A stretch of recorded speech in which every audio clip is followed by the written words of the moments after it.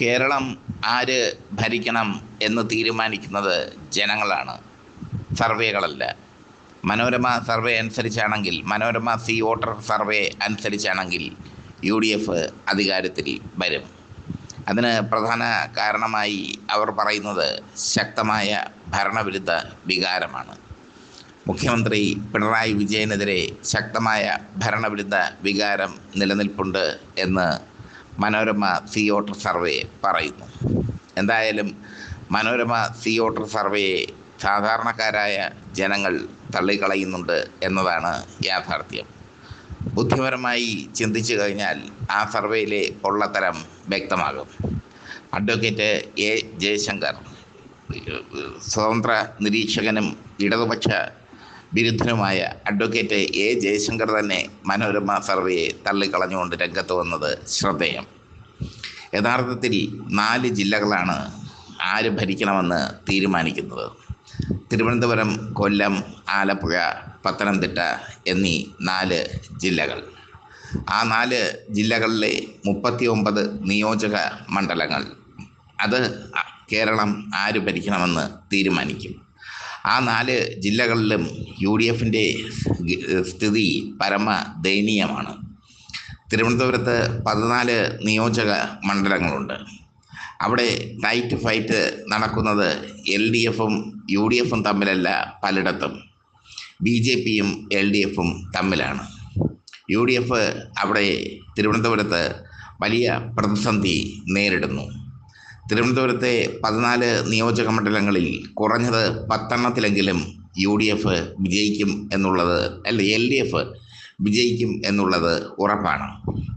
BJP account തുറക്കും എന്ന് പ്രതീക്ഷിച്ചിരുന്ന നേമത്ത് അപ്രതീക്ഷിതമായ ട്വിസ്റ്റ് സംഭവിച്ചിരിക്കുന്നു. നേമത്ത് വളരെ അപ്രതീക്ഷിതമായ ട്വിസ്റ്റ് എന്ന് വെച്ചാൽ SDPI വോട്ടുകൾ ശിവൻകുട്ടിക്ക് നൽകാൻ SDPI തീരുമാനിച്ചിരിക്കുന്നു. BJP ജയിക്കും എന്ന് കരുതുന്ന മറ്റൊരു മണ്ഡലമായ കഴക്കൂട്ടം, കടകംപള്ളി സുരേന്ദ്രൻ വലിയ ഭൂരിപക്ഷത്തിൽ ജയിക്കും എന്നുള്ളത് ഉറപ്പായിരിക്കുന്നു. അഡ്വക്കേറ്റ് എ ജയശങ്കർ തന്നെ ഇക്കാര്യം പറയുന്നു. കടകംപള്ളിയെ തോൽപ്പിക്കാൻ B മുരളീധരൻ പോരാ. മാത്രമല്ല, കടകംപള്ളിക്ക് മണ്ഡലത്തിലെ കടുത്ത RSS വോട്ടുകൾ കൂടി ലഭിക്കും. വാമനപുരം UDF പ്രതീക്ഷിക്കുന്ന മണ്ഡലമാണ്. DK മുരളിക്കെതിരെ ചില ആരോപണങ്ങളൊക്കെ ഉണ്ടായെങ്കിലും DK മുരളി അജയ്യമായി തന്നെ പ്രവർത്തനം തുടരുന്നു. അതുകൊണ്ട് തന്നെ തിരുവനന്തപുരത്ത് പ്രതീക്ഷ വേണ്ട UDFന്. ഇനി കൊല്ലത്തെ ചില മണ്ഡലങ്ങൾ സ്വന്തമാക്കാൻ പിടിച്ചെടുക്കാൻ UDFന് കഴിയും. പ്രത്യേകിച്ചും കൊല്ലം നിയോജക മണ്ഡലം ബിന്ദുകൃഷ്ണ നന്നായി വർക്ക് ചെയ്യുന്നുണ്ട്. അവിടെ ചവറ പിടിച്ചെടുക്കാൻ ഒരുപക്ഷെ പറ്റിയേക്കും. പക്ഷേ ബാക്കി നിയോജക മണ്ഡലങ്ങൾ വളരെ പ്രയാസമാണ് പിടിച്ചെടുക്കാൻ. പ്രത്യേകിച്ചും പത്തനാപുരം പിടിച്ചെടുക്കാൻ കഴിയുമെന്ന് UDF കരുതുന്നു. ജ്യോതികുമാർ ചാമക്കാലയെ വീണ്ടും ഇറക്കി ഗണേഷ് കുമാറിനെ തകിടം മറിക്കാമെന്നാണ് UDF കരുതുന്നത്. പക്ഷേ പത്തനാപുരം UDF വിചാരിച്ചതുപോലെ നിൽക്കില്ല. പത്തനാപുരം ഗണേഷ് കുമാറിന് അനുകൂലമായി തന്നെ നിൽക്കും. ഗണേഷ് കുമാർ സ്വതന്ത്ര സ്ഥാനാർത്ഥിയായി മത്സരിച്ചാലും പത്തനാപുരത്ത് വിജയിക്കും എന്നുള്ളതാണ് യാഥാർത്ഥ്യം. ഇനി പത്തനംതിട്ടയാണ്. പത്തനംതിട്ട 3 എണ്ണം LDFന് ഉറപ്പാണ്.